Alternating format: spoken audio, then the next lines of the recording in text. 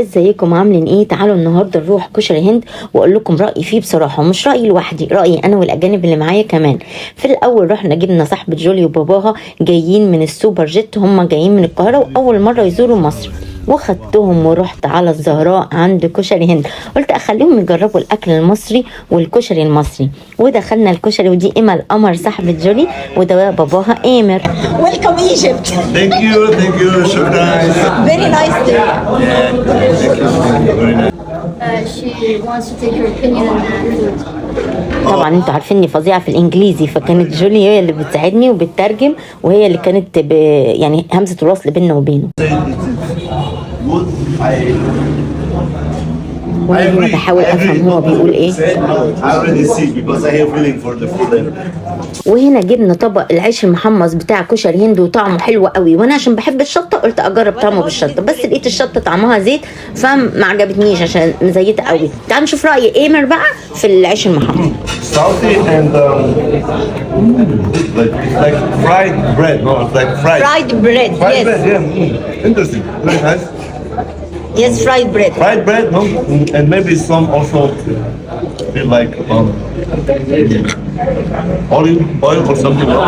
Olive oil and maybe some garlic. Yeah, فيه Feel garlic, yeah. Yeah. I will feel that. Nice, perfect. Nice. Very good. والناس يا جماعه اللي موجودين في كشري هند كانوا حلوين قوي وبيساعدونا، وكمان صورونا صوره حلوه كده. تعال نشوف بقى راي ايمر في الكشري هو وايما. حلو، نايس. ايما رايت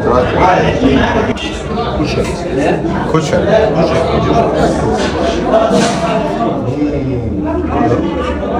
قولي لي يا جولي، ولا يعني ايه اخبار الاكل المصري؟ How is it? It's good. Little spicy. But it's good. It's good taste. It's mixed, no? وهنا ايما اتفاجئت بطعم السبايسي، لان هي اول مره تدوق السبايسي في حياتها. مش بتحب السبايسي. She never ate like spicy food. What about pasta with beef? What do you like, كشري or pasta with beef? Food, pasta is also. This cheese is maybe it's better because I prefer the cheese. Cheese is Prefers cheese, okay. It's like what cheese is this like? Mozzarella? هو عجبته الباستا بالبيف اكتر لان هو بيحب التشيز، وكمان بيقول ان الباستا بالبيف طعمها زي الايطاليان فود. Pasta, they say like this. This is the same like pasta forno, pasta. يعني كشري هند زي الاكل في ايطاليا. انا خلصت الطبق كله، طعمه جامد. مانجو جوس. Mango is perfect. It's like. وهنا برضو واحنا وقاعدين النور قطع، واتفضحنا قدام الاجانب ان الكهرباء في مصر بتقطع. قعدنا مستنيين في الضلمه بقى لحد ما ايمر خلص الاكل بتاعه. احنا خلصنا بقى كل الاكل. ايه هو ايه كان ده وده بالهنا والشفا.